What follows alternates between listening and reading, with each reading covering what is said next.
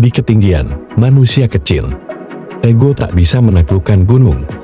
Gunung tidak pernah bisa dikalahkan, hanya bisa dihormati.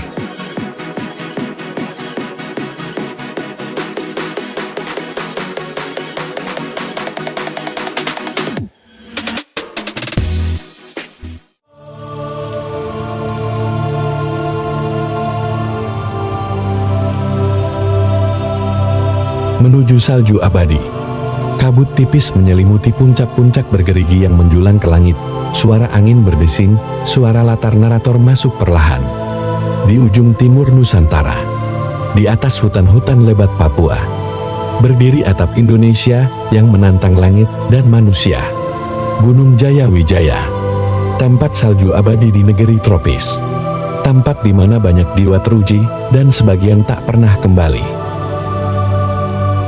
Briefing di Timika. Kelima anggota tim duduk melingkar, diterangi lampu redup. Kota besar pegunungan tengah terbentang di meja. Rangga dingin. Kita bukan cuma naik gunung, ini operasi hidup mati. Siska tertawa meremehkan sambil menyalakan kamera. Drama banget, bro. Gue udah ke Everest bahasa Campring, ini paling juga kayak Krinjani. Kevin mengunyah permen. Asal kita bawa duit, semua beres. Bima serius, mata tajam. Di atas, duit gak berguna, orang kota. Dr. Aldi sambil menuliskan daftar risiko di papan. Hipotermia, AMS, frostbite, jatuh, badai es, dan ego. Suasana memanas. Rangga dingin menatap semua. Siapa yang ragu, mundur sekarang. Di gunung yang lemah mati. Awal pendakian. Tim melewati rawa, hutan kabut, batu-batu tajam, langkah berat. Kamera Siska merekam vlog ceria. Siska vlog mode. Dion, guys. Lihat nih, hutan Papua keren banget, kayak Jurassic Park. Mereka tertawa. Malam di perkampungan lokal. Pendeta lokal para parahit menyampaikan peringatan dalam bahasa lokal, diterjemahkan Bima. Salju di atas, bukan milik manusia, banyak yang naik, tak semua turun. Rangga datar. Kami bukan manusia biasa. Medan neraka. Tim mendirikan kamp di tepi jurang es. Badai mulai datang, Siska mengalami muntah-muntah, akibat AMS, Kevin mulai mengeluh.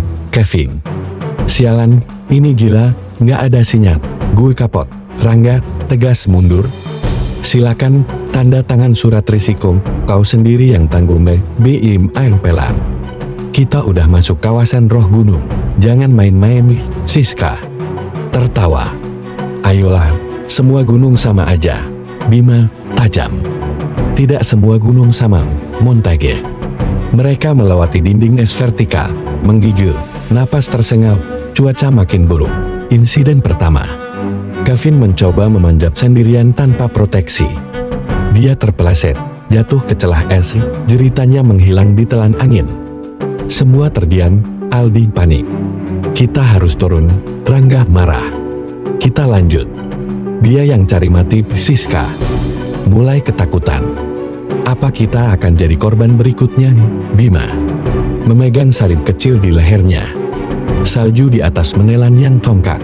Horor di kemah 4700 mdpl malam.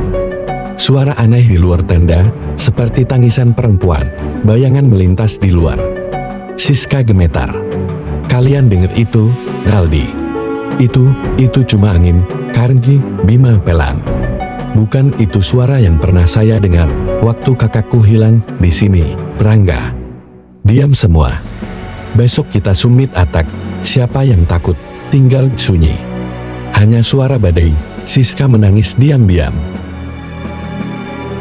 Summit attack dan puncak kejilaan. Monte Kedamatis. Tim yang tersisa terus menanjak di bawah badai es. Aldi terluka, jari-jari tangannya menghitam. Siska kehilangan kameranya, histeris. Dia tersesat di tengah badai. Siska teriak ke langit. Semua ini sia-sia. Tubuhnya ditemukan beku keesokan paginya. Rangga dingin. Lanjut, Bima marah. Kau gila, Rangga. Rangga menggila. Kita harus sampai. Sahabatku mati untuk ini. Mereka akhirnya tiba di puncak.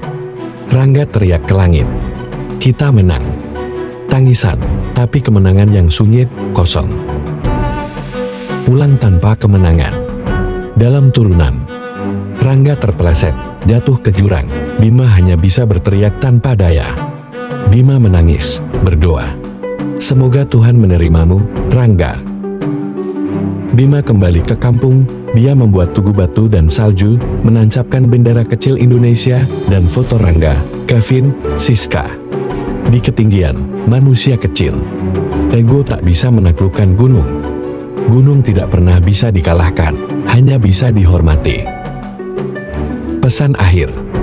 Dedikasi untuk semua pendaki Indonesia yang telah gugur di gunung manapun. Hormati alam, hormati gunung, hormati batas dirimu.